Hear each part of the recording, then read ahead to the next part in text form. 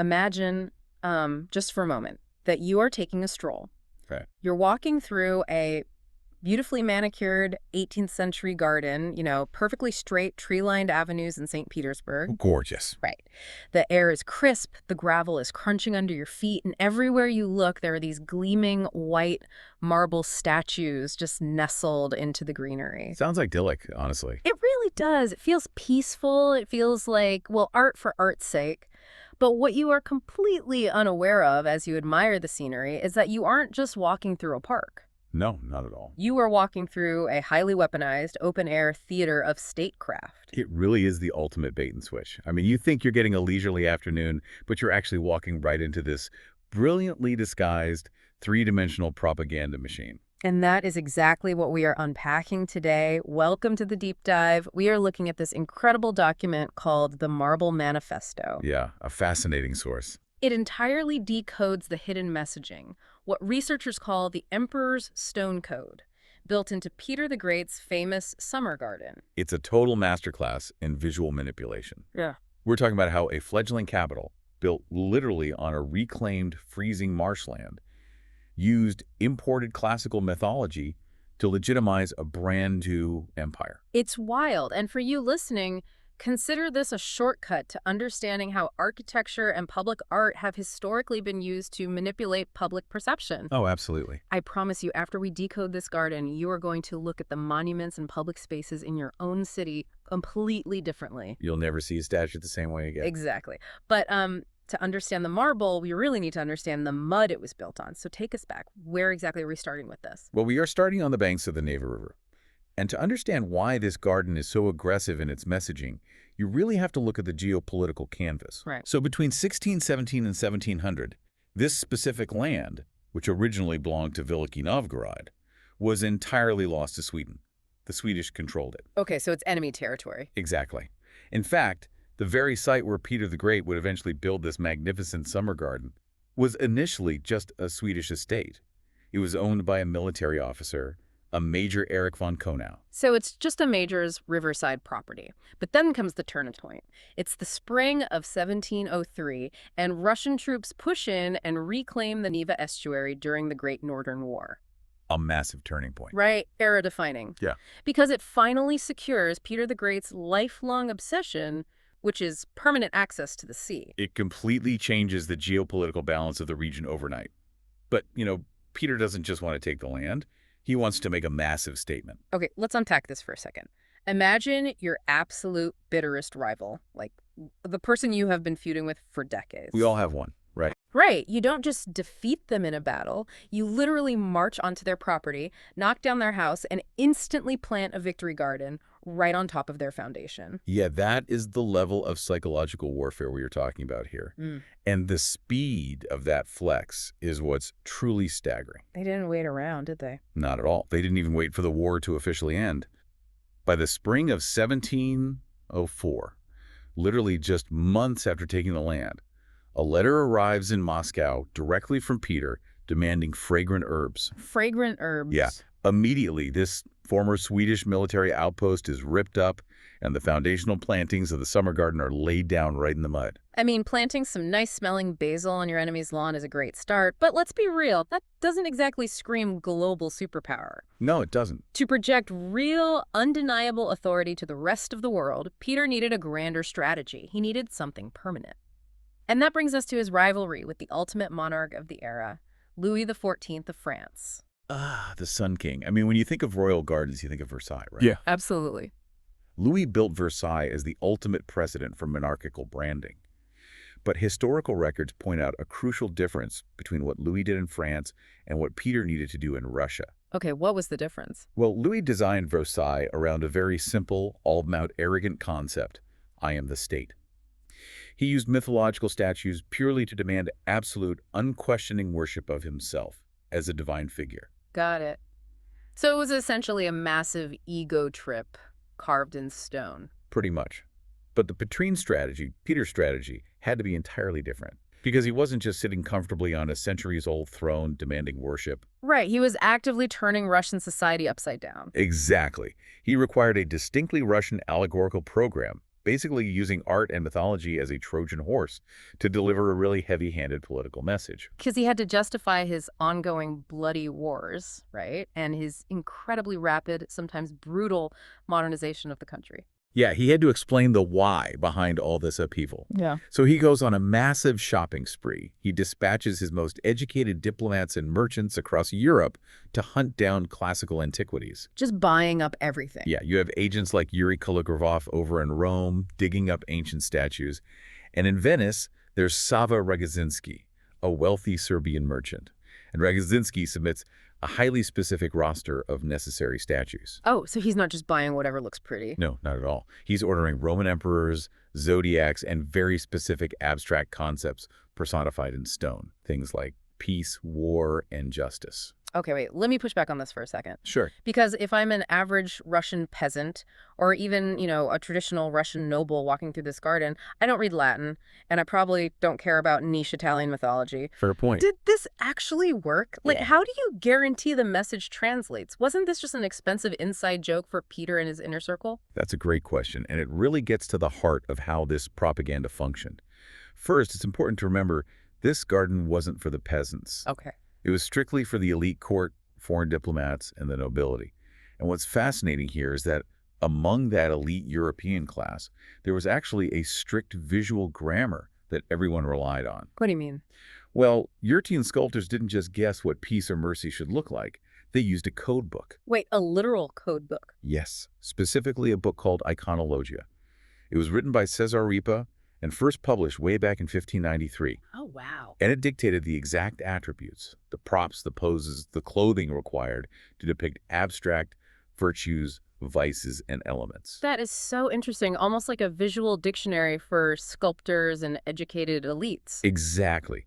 And the crucial detail is that Peter the Great possessed a rare 1644 translated edition of this exact book in his own personal library. So he was actively studying the code? Yes, and this ensured that the massive blocks of imported marble he was dragging across Europe into a Russian swamp communicated exact, premeditated messages to his court.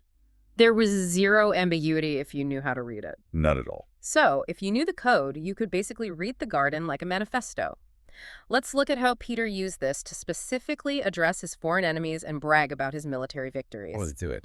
Because there is a magnificent piece by the sculptor Pietro Barada focusing on the Treaty of Nystad from 1721. It is an incredible piece of art. It's carved from a single massive block of Carrara marble. And remarkably, this specific piece is the only original sculptural group remaining outdoors in this summer garden today. Oh, really? That's amazing. And when you look closely at it, the symbolism is almost aggressive. You have the figure of peace. But she's not just sitting there looking tranquil. No, she's very active. She's holding an inverted torch and actively burning the shields, cannons, and banners of war. Then you have Victory standing over her, crowning peace with a laurel wreath. And if you look down at their feet, the geopolitical message is literalized for anyone paying attention. A Russian eagle is preparing to take flight, looking powerful and dynamic. And the enemy? Meanwhile, a Swedish lion is pinned and completely subdued beneath a pile of military trophies. Whoa! Yeah, and just in case a visiting diplomat somehow missed the point, there's a cartouche, an ornate carved frame bearing a Latin inscription. What does it say? It says, "Great is he who gives and receives, but greatest is God." Oof. Here's where it gets really interesting. Peter didn't just copy and paste from Ripa's Iconologia. He created what researchers call the dual meaning matrix, or his own Petrine translation. What do you mean by that? Well, it's like taking a universally understood meme format, an image everyone already knows its meaning of, but changing the text to aggressively target your specific political rival. Oh, I see. He took standard European myths and hijacked them to anchor a very specific Russian political message. That is a perfect way to describe it. He hijacked the mythology. Let's look at the literal myth of Apollo and Diana slaughtering the children of the boastful Queen Niobe. Right. A classic tragedy. Normally, throughout Europe, that's just a standard moral story about divine punishment for hubris, that dangerous level of excessive pride. But the Petrine translation, How did he spin it? in this garden, Niobe represents Sweden, being punished for her geopolitical pride and being actively stripped of her many territories. And those territories were represented by her children. Stripped by the Russian military, of course. Exactly. It's a completely ruthless interpretation. And he even broke the rules of the visual dictionary when he needed to. There is a statue of a young girl gently resting her hand on a tamed beast. Right. Historical records note this specific image is nowhere to be found in Ripa's strict visual grammar. Peter essentially invented it. And the meaning. The meaning is that Russia, the young girl, and Sweden, the lion, can now coexist peacefully without roaring at one another. But, and this is key, it only happens because Russia has a firm hand on the lion's head. He is dictating the terms of the peace. And it wasn't just about Sweden either. There's another statue of a beautiful woman being stalked by a monster, which usually represents jealousy accompanying beauty. Okay, but in Peter's garden. In Peter's garden, that beautiful woman is a prosperous Russia, constantly having to stay vigilant because she is threatened by the monstrous ambitions of foreign powers. Okay, so he successfully bullied his foreign rivals with marble. He's using these beautiful Italian stones to essentially say, we won, we are powerful, but keep your guard up. Yeah. But that's only half the battle, right? Because how do you use those same Italian statues to control your own angry traditional nobles back home? He was forcing sweeping, deeply unpopular changes onto Russian society. Yeah, if we connect this to the bigger picture, Peter wasn't just shifting borders. He was tearing up the entire social fabric of Russia to modernize it. Which makes people very angry. Very. And that requires a heavy hand in domestic policy, which he quite literally set in stone. As you walk further into the garden, the statues shift from foreign intimidation to domestic authority. Let's look at Gallery 2. Right, the Pietro Barata series from 1719. You see figures defining the Tsar's absolute power. You have Justice, wielding a punishing sword, representing the military victories that secured the state. And right next to her is Mercy, but she's holding a book that states, justice punishes the criminal, mercy pardons. The underlying message there is pretty clear. Very clear. It's saying that pardoning is an exclusive royal privilege. You only survive if the Tsar decides you get mercy. Then there is Bellona, the bloodthirsty goddess of war. Yet in this garden, she is depicted at rest. Her torch is inverted, and her foot pins the severed head of Medusa. So the war is over. Exactly. It's a clear signal to the populace. The bloodshed of the long northern war has ended. The state is secure. Fall in line. Fall in line, but the state is also watching you. Because as you keep walking to Gallery 6, the statues become straight-up warnings to his own bureaucrats. Oh, absolutely. You have fate, holding an open book where human destinies are written at birth. For Russia's enemies, the pages foretell inescapable doom. For the righteous, a favorable path. And then there's Nemesis, the terrifying goddess of retribution. She's depicted as a fair maiden, but look at the mechanism of what she's doing. She holds an axe to punish state enemies. And incredibly, her foot is actively crushing scattered coins. Crushing coins, like literal money. Yes, it's a symbol of her absolute immunity to bribery. In Peter's rapidly modernizing bureaucratic state, systemic corruption was a massive issue. So he is using Nemesis to stare down his own officials. Precisely. He's saying the state cannot be bought and retribution is swift. Oh, wow. Imagine you are that traditional Russian noble walking down this avenue. You are surrounded by marble deities quietly threatening your life if you step out of line. It would be terrifying. But Peter didn't just use fear. He also engineered a complete cultural revolution.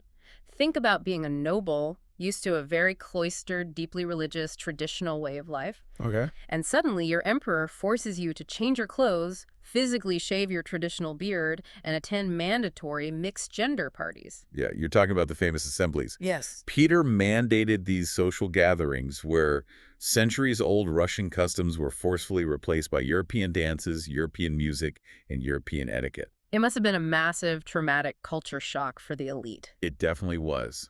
And to justify this, the garden featured Gallery 5, the Muses, the classical goddesses of the arts and sciences.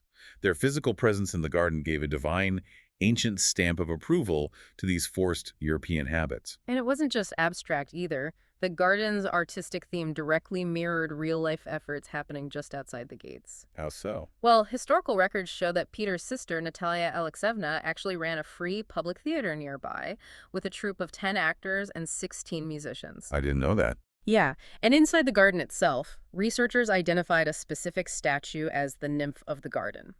A localized spirit actively overseeing the flourishing of European arts on Russian soil. So he was engineering a new culture from the ground up. He used the statues to make this completely foreign way of life feel inevitable and deeply historic. So he's engineered the borders, he's engineered the culture, he's threatened his bureaucrats. What is left to project? Economic permanence. Once the state is secure, you have to project prosperity and urban development. Right, and we see that in Gallery 4 with the agricultural statues. You had figures of spring and summer adorned with flora and grain, representing the foundational agricultural wealth of the empire. In autumn is depicted as the shape-shifting god Vertumnus, representing the harvest. And then there's architecture. Holding a compass and blueprints, literally leaning against a rusticated corner. You know that style of masonry where the stones are left intentionally rough and blocky to look like a sturdy building foundation? Yeah, it's a celebration of urban infrastructure. And that leads to one of the most remarkable physical details found in the entire garden, the Statue of Navigation. Oh, this part is amazing. Right. She holds a compass and a sea map. Yeah. But the map isn't just a generic prop carved by an Italian sculptor who didn't care about the context. Wait, so you're telling me he essentially carved his own Google map into a 300-year-old statue just to prove his city existed? Basically, yes. Just 70 years ago, researchers looking closely at this map could still clearly see the Scandinavian peninsula carved into it. That's crazy. And right there, marked permanently on the stone map, was a face denoting the brand new city of St. Petersburg. He literally carved his new capital onto the map of the world in marble. It is an incredible level of detail, but it highlights the tragic irony of this entire project. Tragic irony. Yeah, because for all of Peter's absolute control over his subjects, his wars, and his culture, there was one thing his marble propaganda absolutely could not control. The chaotic, violent Baltic environment. Ex- He built a monument to permanence out of one of the most fragile materials you could possibly put in that specific climate. You have to think about the sheer logistical nightmare of what he did. He took delicate, porous Italian marble stone, meant for the gentle sunshine of Rome or Venice, and placed it outdoors in a freezing coastal swamp. And many of these weren't just standard replaceable workshop pieces either. Take the sculptural group Cupid and Psyche. Oh, that's the masterpiece. Yeah, this was acquired from the legendary collection of Queen Christina of Sweden. It was crafted by a student of the great Gian Lorenzo Bernini himself. It captures that intense mythological moment where Psyche uses a lamp to look at her hidden lover and accidentally burns Cupid with a drop of hot oil. It's an absolute masterpiece. Stunning work. And it only survived because it was lucky enough to be housed inside a protective grotto and later moved indoors to the Tauride Palace. It escaped the worst of the elements. The statues standing out in the open avenues were not so lucky. We're talking about 3 centuries of harsh Baltic weather. Freezing and thawing cycles that literally crack the stone. Gale force winds. And abrasive wind-blown dust constantly acting like sandpaper, slowly erasing Peter's stone code. And then you have the floods. The Neva River, which Peter fought so hard to reclaim from the Swedish, regularly rebelled against his new city. Nature taking it back. Exactly. There were 3 catastrophic inundations. The first in 1777, then came the Great Flood of 1824, where hurricane-force winds actually felled ancient trees, completely smashing the statues beneath them. Heartbreaking. And then a third devastating flood in 1924. Statues like Glory and Youth were so badly damaged they required intensive multi-month restorations just to keep them from turning to dust. The environmental degradation erased so much of the original messaging. A perfect example of this loss is found in Gallery 3, with Giovanni Bonazza's Cycle of the Day. Right, these are 4 stunning figures, dawn, noon, sunset, and night, and researchers recently revealed a really heartbreaking detail about them. What did they find? These statues originally had massive metal wings attached to them. We only know this because restorers recently discovered mounting holes drilled directly into their backs. The wings have been entirely lost to time. Oh, wow. But even without the wings, the detail that remains is astonishing if you know what to look for. True. Like, night is crowned with sleep-inducing poppies. There is a bat carved at her feet. And if you look incredibly closely at the stars carved onto her veil, there is a comet hidden in the marble. I love that detail. And noon is depicted holding lotus tree branches and tracking the sun with a sunflower at his feet. And sunset is this tragic old man pointing toward the setting sun, surrounded by these heavily scented datura flowers. So much delicate detail, constantly being erased by the wind and the rain. So, how do you save a garden when the very art that gives it meaning is basically dissolving. This raises an important question about preservation versus experience. The solution the city eventually arrived at is what is referred to as the Great Migration. The Great Migration sounds like a massive undertaking. It really was. To prevent total loss from the environmental degradation and the constant risk of vandalism, the decision was made to pull the originals out. Just take them all inside. Yeah, the priceless Italian marbles, the very stones that were shipped across Europe, the stones touched by Peter's agents, were permanently retired indoors. They were moved to the climate-controlled halls of St. Michael's Castle, ensuring their survival for centuries to come. Which makes total sense. You have to save the historical artifacts.